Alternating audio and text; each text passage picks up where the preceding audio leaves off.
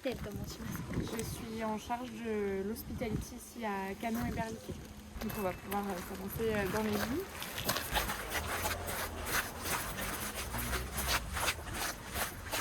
On change de rive à chaque fois. On va pas s'aventurer trop loin avec le temps.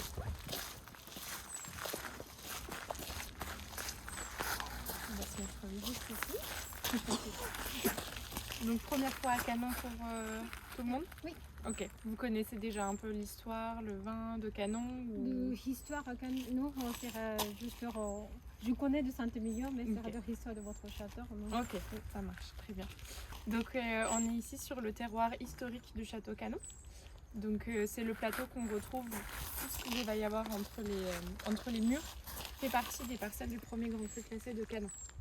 Donc pour l'histoire, Château Canon a été construit en 1760 par Jacques Canon, mais Canon avec un K et pas avec un C à l'origine. Donc Jacques Canon était un pirate légal, donc un corsaire du roi Louis XV qui avait amassé... Oui, c'est sans trop.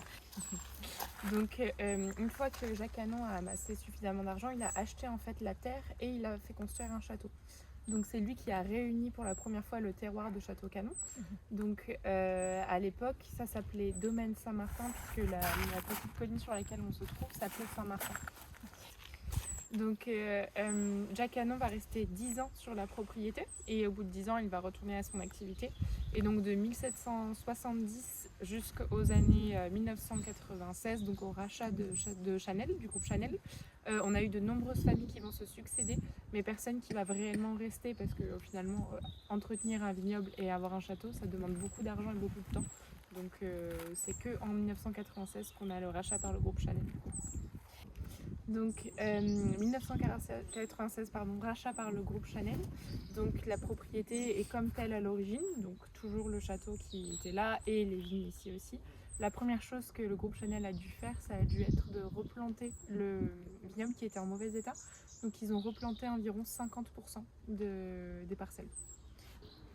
Donc désormais à Château Canon, on a 24 hectares de vignes en premier grand cru classé, sur 75% de Merlot et 25% de Cabernet Franc.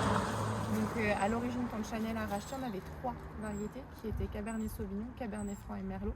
Mais on a retiré le Cabernet Sauvignon puisque les sols de Saint-Émilion sont beaucoup trop froids pour accueillir et maturer toutes les baies du Sauvignon. Donc ce sont des sols très argilo-calcaires. Donc comme on peut voir, là on voit que ce sont vraiment des argiles en surface, donc avec la terre assez noirâtre. Et alors la pierre calcaire qu'on va moins voir durant cette période, mais on peut voir de vrais blocs de roches en fait, qui sont extraits donc, du calcaire, qui proviennent de la terre lorsque les tracteurs vont venir travailler les sols. Donc on disait 24 hectares de premier grand cru classé et on retrouve aussi 10 hectares de vignes non classées qui vont appartenir du coup à notre second vin Croix Canon, puisqu'il était à l'origine nommé Clos Canon. Et ça a changé en 2011. En fait, notre premier second vin s'appelait Clos Canon, mais était fait avec des vignes de premier grand cru classé. On a arrêté cette production parce qu'on trouvait dommage de laisser les bonnes grappes dans un second vin. Et donc on a conservé les 24 hectares uniquement au premier vin en rachetant en 2011 ce qu'on appelle Croix Canon, donc une chapelle avec 10 hectares de vignes non classées qui serviront pour notre second vin, donc Croix Canon. Donc ça, ce sont pour les premiers vins et les vins de Château Canon. Donc Château Canon, comme vous l'avez vu hier, n'est pas la première propriété achetée par Chanel, c'est la seconde, puisque la première était Rosan-Segla en 1994. Donc on a ensuite eu une nouvelle en 2017 qui s'appelle Berliquet et qui se trouve juste là où vous avez les cyprès, les bâtiments blancs, etc., le moulin qu'on peut apercevoir aussi.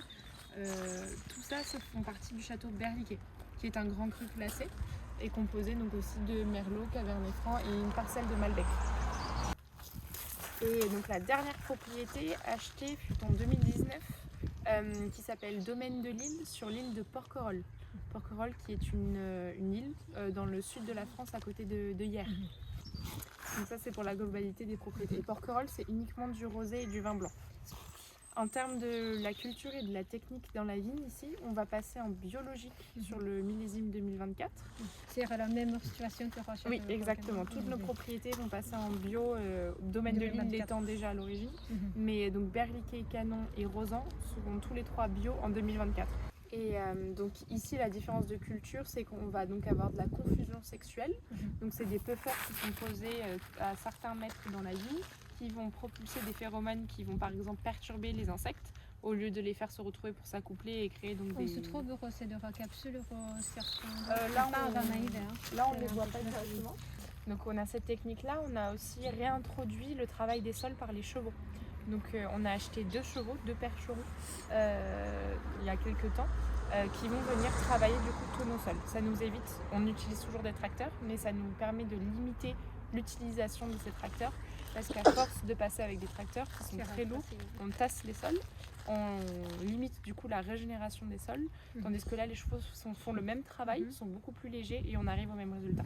そしてですね、2頭の馬を飼ってらっしゃいまして、土地を耕すのにトラクターも今も使ってらっしゃるんですけれども、トラクターの使用をなるべく最低限にしまして、馬に耕していただくもらうようにしています。なぜかと言いますと、トラクターはもともと重いので、耕しながらでも土をし固めてしまいますが、馬はずっと軽くて、そしてですね、自然の排気ガスも出しませんし、糞は堆肥になるということで、自然にとても優しく、土地にもですね踏み固めてしまわないということでとても優しいので、今は馬を使った耕す作業というのを始めています。